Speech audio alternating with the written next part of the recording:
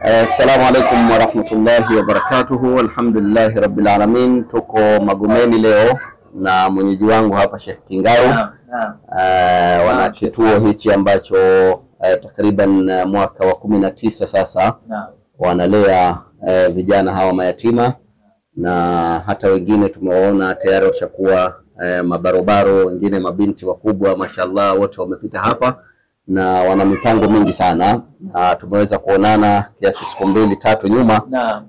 Tukaona kwanza kuja kuwatembelea na kuwaona, basi tulete chakula hichi kama ambavyo tumekiona kimeshushwa kwenye gari, na rasmi chakula hichi ni kwa ajili ya vijana hawa mayatima ambao wanalelewa hapa.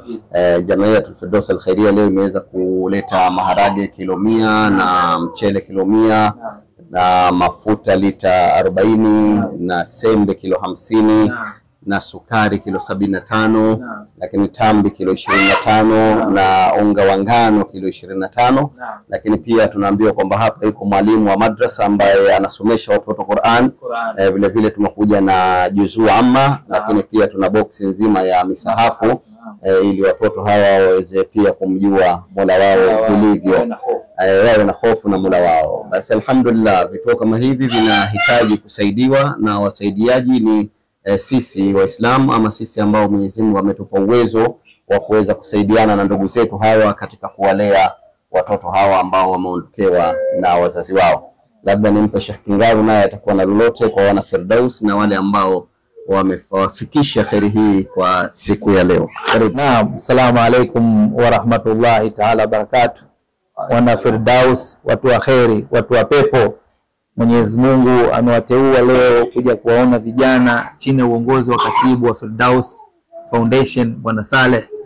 Mashallah, Mwenyezi Mungu akupe kila laheri katika hatua ulizozipiga toka nyumbani mpaka hapa kuleta mzigo mkubwa kabisa katika mizigo leo kufika kituoni kwetu.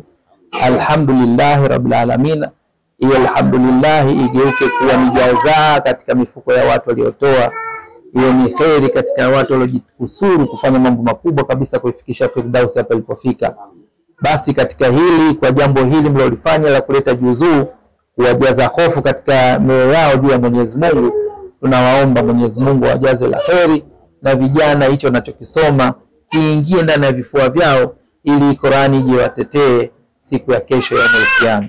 Baada ya kusema haya, nasema assalamu alaikum wa rahmatullahi ta'ala wa barakatuh. Asante, shukran. Bismillahirrahmanirrahim.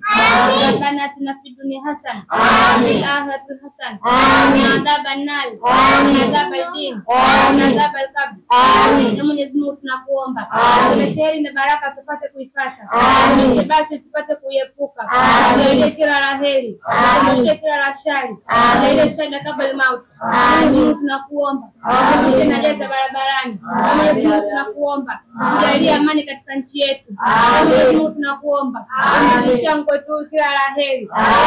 Mungu tunakuomba mpato, tunakuomba umzidishie kikubwa zaidi. Mungu tunakuomba ujalie pamoja na familia yake maisha mema. Mungu tunakuomba ujalie riziki ambayo ni halali. Sallallahu ala sayyidina Muhammad wa ala alihi wa sahbihi wa sallam. Alhamdulillah rabbil alamin.